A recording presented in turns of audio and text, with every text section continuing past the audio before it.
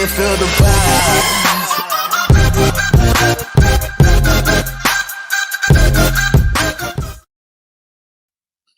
Olá pessoal, vamos fazer uma retrospectiva da legislação trabalhista do ano de 2023. Serão 9 leis que eu vou abordar com vocês aqui na ordem cronológica da mais antiga para a mais recente. E a primeira delas, coloco aí na tela para vocês, é a Lei 14.553, de 20 de abril de 2023. Ela alterou alguns artigos da Lei 12.288, de 2010, que é o Estatuto da Igualdade Racial. E o que nos importa nesse momento aqui foi a alteração do artigo 39 do Estatuto da Igualdade Racial e, consequentemente, o artigo 49, parágrafo 4º. O que nós temos a partir do artigo 39, a parágrafo 8º, e artigo 49, parágrafo 4º? Temos essa obrigação dos empregadores, seja a administração pública, seja a administração privada, da informação acerca do segmento étnico e racial do funcionário ou da funcionária que foi contratado e que está contratada neste âmbito público e ou privado. Será um formulário que será preenchido por cada um dos trabalhadores, cada uma das trabalhadoras, que, claro, devendo respeitar a Lei Geral de Proteção aos Dados, que é a LGPD, deve ter essa autorização prévia para quem estiver advogando, assessorando empresas, deve ter autorização prévia deste trabalhador para o fornecimento deste dado, que pode ser considerado, sim, um dado sensível, já que estamos falando de questões étnicas e raciais, e ele vai dizer, afinal de contas, como ele pertence a que grupo racial e que grupo étnico, lembrando que isso aí é uma autodeclaração de cada um dos trabalhadores e cada uma das trabalhadoras. Isso vai ser de suma importância para a elaboração de políticas públicas relacionadas ao trabalho, porque poderemos saber, através do IBGE, e aqui vem o parágrafo 4º do artigo 49, questões relacionadas a quantos trabalhadores ou quantas trabalhadoras estão sendo admitidas naquele ou naquela empregadora, qual a idade de cada um deles, naturalmente, qual a quantidade ou qual o percentual de acidente de trabalho que está sendo sofrido por cada grupo de trabalhadores, tudo lembrando, claro, nessa busca de questões preventivas para evitar, por exemplo, discriminações desde a admissão, passando pela manutenção e dispensa desses funcionários e, claro, pelo acidente e doenças ocupacionais. A segunda lei que passo para vocês é a seguinte, Lei 14.602 de 2023. Está aí na tela também. Essa lei alterou a Lei 7.498, que é a lei que dispõe sobre o Estatuto dos Profissionais da área de enfermagem, enfermeiros, enfermeiras, técnicos de enfermagem, auxiliares de enfermagem e de parteiras, versando sobre o estabelecimento onde elas podem descansar.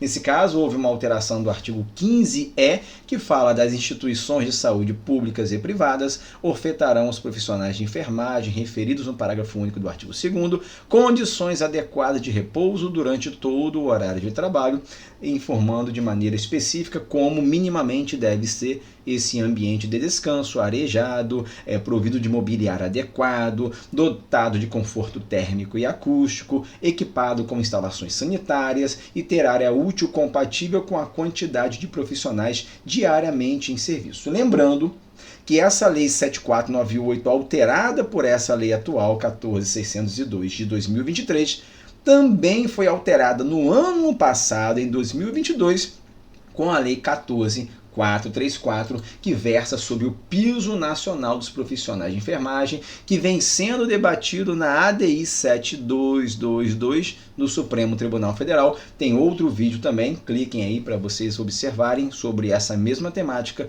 acerca do piso nacional dos profissionais da enfermagem. Terceira lei que eu trago para vocês é a Lei 14.611 de julho de 2023, importantíssima essa lei, que trata da igualdade salarial e critérios remuneratórios entre mulheres e homens, alterando a nossa CLT. Essa lei vem de suma importância, veio para falar de um tema de suma importância, de grandiosidade, que é a igualdade salarial entre homens e mulheres. E no artigo 461 da CLT, com a alteração promovida por essa lei 14.611, nós tivemos a alteração dos parágrafos 6º e 7º. Qual é o tema lá do 461? Equiparação salarial E esse 461 veio dizendo nos parágrafos 6º e 7º que, na hipótese de discriminação por motivo de sexo, raça, etnia, origem ou idade, o pagamento das diferenças salariais devidas ao empregado discriminado não afasta seu direito de ação de indenização por danos morais, consideradas as especificidades do caso concreto. E aqui nós estamos falando de uma equiparação salarial. Você vai ter um paradigma e vai ter um paragonado, questão de equiparação, e você aponta como um paradigma uma determinada pessoa e você comprova dentro do processo, através normalmente da instrução probatória, que aquela diferença salarial ocorreu em razão de discriminação negativa. Existe a possibilidade de discriminação positiva, que é quando você promove determinadas políticas públicas em prol de alguns segmentos. Por exemplo, nós temos a lei de cotas, que é uma discriminação positiva, segundo a doutrina constitucional. Mas quando você se depara com uma discriminação negativa, ou seja, tratar desigualmente os desiguais de maneira discriminatória, de maneira negativa, você tem a possibilidade não só da equiparação salarial, como também da indenização por danos morais pela mesma motivação. E aí essa mesma lei, esse 461 da CLT, acrescentou o parágrafo 7º dizendo: sem prejuízo do disposto no parágrafo 6º, ou seja, sem prejuízo da sua equiparação, sem prejuízo da sua ação de indenização por danos morais, no caso de infração ao previsto nesse artigo, a multa de que trata o artigo 510 dessa consolidação corresponderá a 10 vezes o valor do novo salário devido pelo empregador ou empregado discriminado, elevado ao dobro no caso de reincidência, sem prejuízo das demais cominações legais. Ou seja, você numa determinada demanda de equiparação, comprova que você recebia menos por uma discriminação de sexo, de raça, de etnia, de origem ou de idade, você consegue ali, além da equiparação, uma indenização por danos morais e também, e aí vem o parágrafo 7º, uma multa devida ao empregado de, no mínimo, 10 vezes o valor do novo salário, que vai ser, repito, revertido a este trabalhador ou a esta trabalhadora.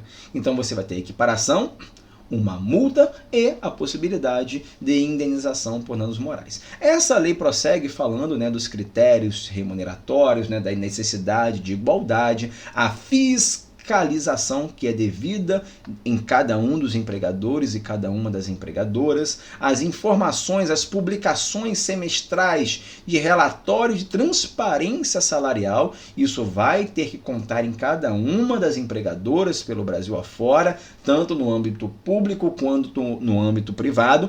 Lembrando, respeitados os dados pessoais, Lei Geral de Proteção aos Dados Pessoais, e a partir dali será possível, por exemplo, o Ministério Público do Trabalho visualizar se os empregados estão recebendo de maneira correta e de maneira igual as mulheres, os homens, de acordo com a idade, etnia, sexo, raça. Ali será possível, a partir dessa transparência obrigatória, através dessa lei, a fiscalização a cargo especialmente do Ministério Público do Trabalho.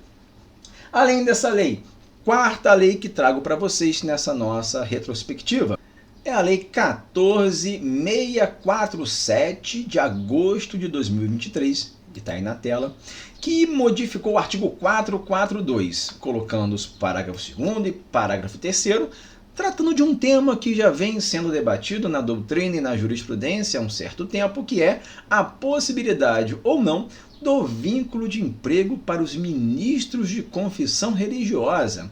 Neste caso, o tema vem sendo pacificado no âmbito do TST pela impossibilidade do vínculo de emprego. Segundo o TST, majoritariamente, essa questão do vínculo de emprego dos ministros de confissão religiosa não seria possível, regra geral, porque seria um caso de propagação da fé que seria a cargo de cada um ou cada uma delas. No entanto, o artigo 442, agora nos parágrafos 2º e 3º, diz o seguinte: olha, a princípio, não existe vínculo de emprego realmente entre o ministro de confissão religiosa e a congregação.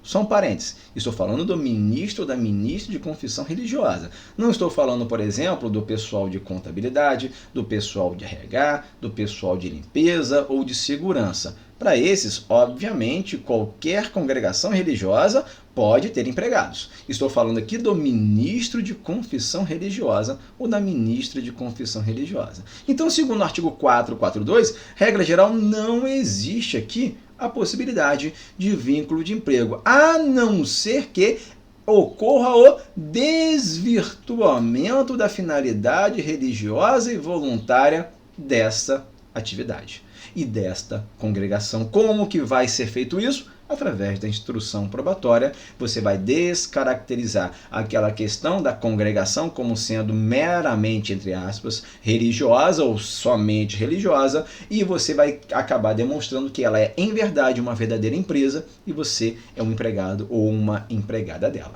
Essa é a nossa quarta lei da retrospectiva legislativa de 2023. Nossa quinta lei da retrospectiva é a seguinte, é a Lei 14.657, também de agosto de 2023. E ela veio alterando o artigo 815 da CLT, olha aí na tela. E atenção, ela veio alterando os parágrafos 2º e 3º do artigo 815. O parágrafo 1º se manteve. O parágrafo 1º do artigo 815 informa que, olha, se o juiz ou a juíza não chegou à unidade jurisdicional em até 15 minutos daquele horário previamente determinado para o início da assentada, as partes podem se retirar e consignar isso lá no livro de presença, sem que isso ocorra, por exemplo, sem que isso ocasione uma revelia, uma confissão ou, eventualmente, um arquivamento daquele processo. Já o parágrafo 2º e o parágrafo 3º falam do atraso do início da audiência de maneira injustificada. Parágrafo 1º é o início do pregão, o início das audiências. Parágrafo 2º é o atraso das audiências já iniciadas, mas atenção, o parágrafo 1º coloca 15 minutos, parágrafo 2º 30 minutos, olha só. Se até 30 minutos após a hora marcada, a audiência injustificadamente não houver sido iniciada, as partes e os advogados poderão retirar-se, consignando seus nomes, devendo o ocorrido constar no livro de registro das audiências. E na hipótese do parágrafo 2º, a audiência deverá ser remarcada pelo juiz ou presidente para a data mais próxima possível, vedada a aplicação de qualquer penalidade às partes. Então vejam a possibilidade das partes se retirarem, desde que, claro, consignem isso pelo menos diretamente na secretaria, ou caso o juiz tem a possibilidade de registrar isso antecipando uma ata por qualquer outra questão, problemas pessoais ou alguma audiência que vai se iniciar em uma outra unidade, é possível sim, desde que, repito, injustificadamente. Mas o que seria injustificadamente, Cláudio? Olha, uma juíza que resolveu sair. Vou tomar um lanche. Eu não quero começar agora, estou com preguiça. Ou resolveu se retirar sem explicar qualquer motivo. Não é o atraso da audiência, porque uma instrução, a gente chama isso, né? Porque uma instrução ficou agarrada, um processo um pouco mais complexo, acabou gerando o atraso da próxima audiência. Não é o caso. Tem que ser de maneira injustificada, ou seja, de forma não plausível legalmente, de maneira mais específica. Essa é a nossa quinta lei da retrospectiva legal de 2023. Qual é a nossa sexta lei da retrospectiva? É a seguinte. É a Lei 14.681 de setembro de 2023. Vejam só, essa lei é interessantíssima, pessoal. Institui a política de bem-estar, saúde, qualidade de vida no trabalho e valorização dos profissionais da educação. Vejam, é uma lei que ela é focada no pessoal da educação. E qual é o mote dessa lei? O esgotamento emocional desses trabalhadores. Ou seja, o mais conhecido hoje em dia, síndrome de burnout. Que é aquele esgotamento, que a pessoa não aguenta mais trabalhar, uma sobrecarga que vai gerando aquela, na literatura da área da saúde, uma queima que vem de dentro para fora e a pessoa realmente pode, e acontece demais, adoecimento, inclusive comigo já aconteceu, a única vez que eu tive afastamento do trabalho foi por burnout. E essa lei é importantíssima, ainda que seja para a área da educação, pode ser aplicada de maneira analógica para qualquer outra área.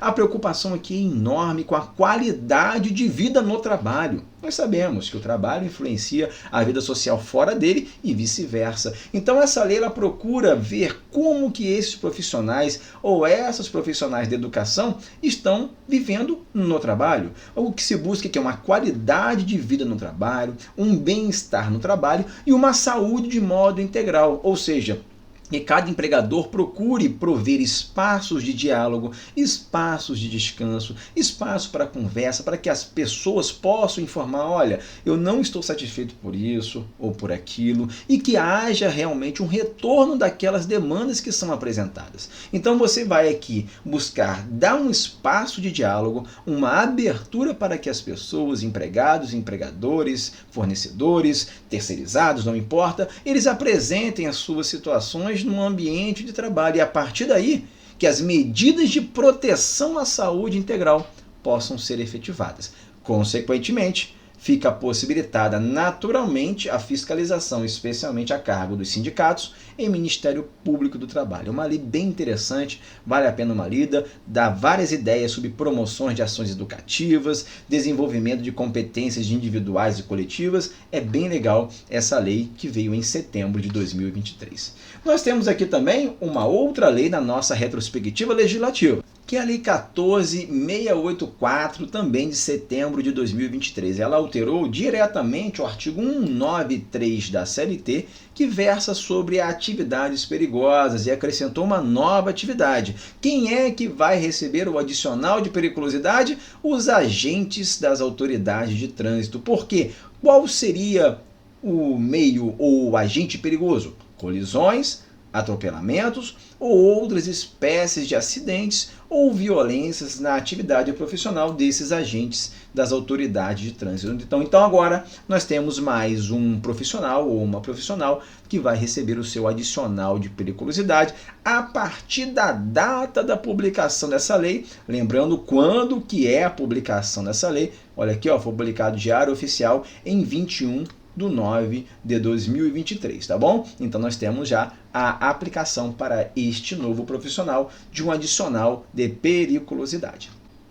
A nossa oitava lei, a Lei 14.690 de outubro de 2023, que é a lei que fala do Programa de Renegociação de Dívida das Pessoas Físicas Inadimplentes, que é conhecido agora Desenrola Brasil.